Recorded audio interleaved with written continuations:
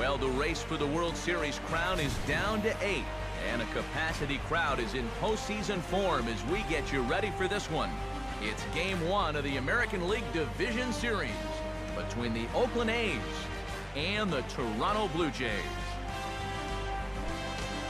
Hey, what is going on, guys? T.Sports15 here, and today we have some more Toronto Blue Jays franchise here in MLB 13 the show.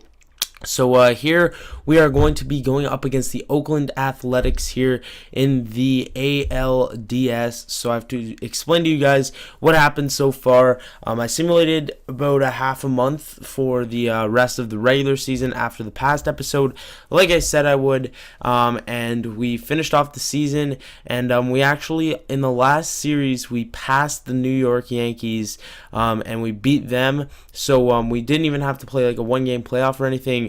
And we didn't have to do the wild card play down one game as well. So it was good.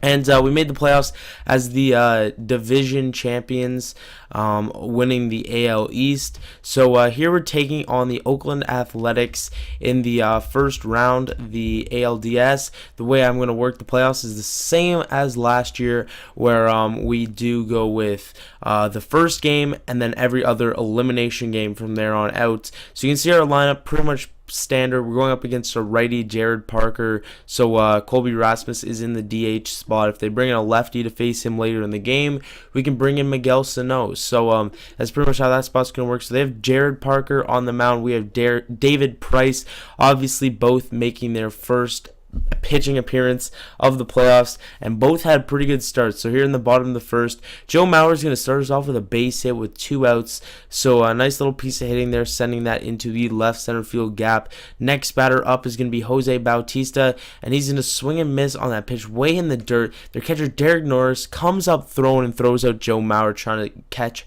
an extra 90 feet. So that would do it for the bottom of the first. Into the top of the second, we're going to keep pitching well with David Price, getting him to strike outs.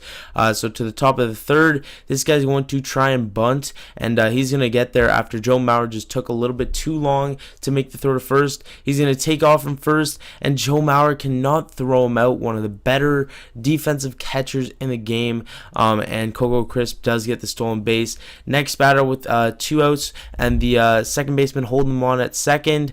He would slap one through the right side, so they have runners on the corners, and we need to get out of this inning. So 1-2 count to the next batter. We'll get him swinging on the fastball up top, so that'll get us 2 outs, and now we don't need the double play or anything. So 3-2 count to the next batter, Yoenis Cespedes, and we'll get him swinging on that changeup. So lots of strikeouts here for David Price in this game through 3 innings now. Will Myers starting us off in the bottom of the third, and he's going to get on base with a base hit up the middle, a little roller.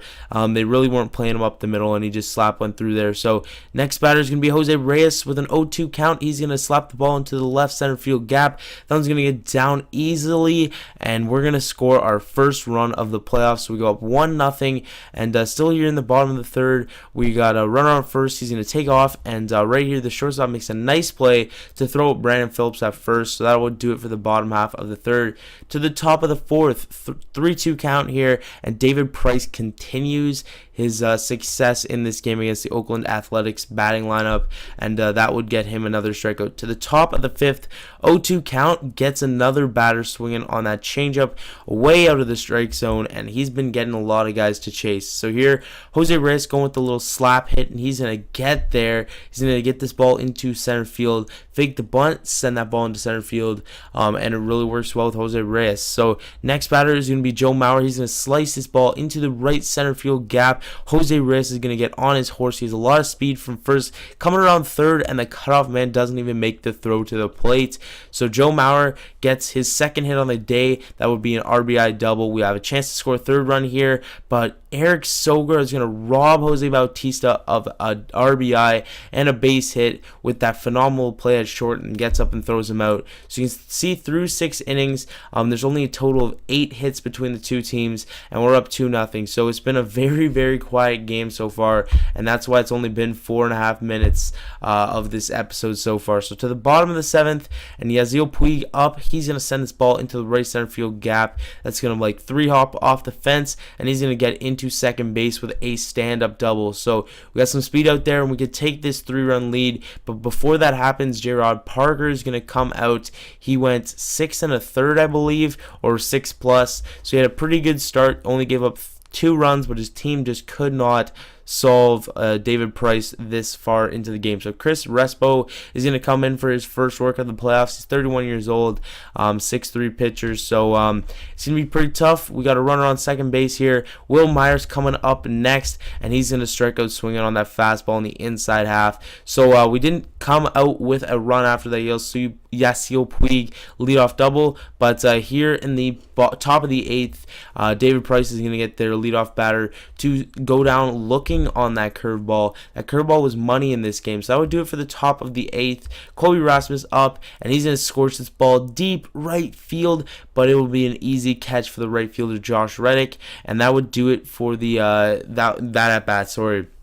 Next up would be Brandon Phillips with 2 outs. He's batting, and he's going to hit this ball to left field, gets past the shortstop into left field, and we have ourselves a base hit. So next batter is going to be Joe Mauer, who already has 2 hits in this ball game.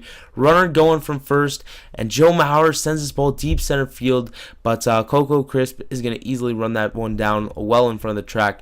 So that would be the day for David Price, who's pitching very, very well, but we wanted to get Aroldis Chapman in the game because he would probably give us the best chance to win in this playoff game. So it would be a save opportunity, but stats like that really don't matter in the playoffs. But we get the first batter to fly out to right field for the first out. So 0-2 count to the next batter.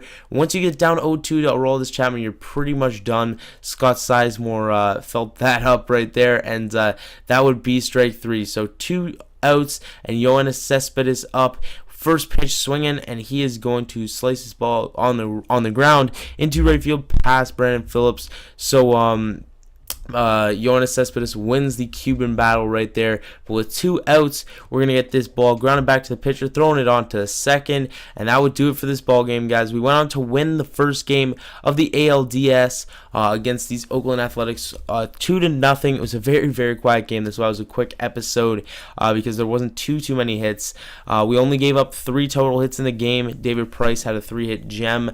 4 hits total. Aroldis Chapman gave up 1 and a 3-hit gem. One cool thing, weird thing, is that once we go to the interviews here, there's some Oakland Athletics players congratulating David Price on winning the player of the game.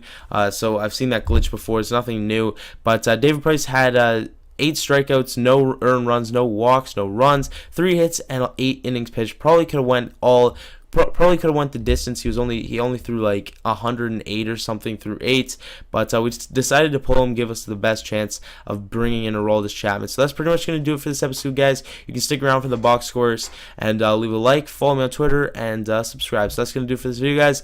I will see you guys in the next one. Peace.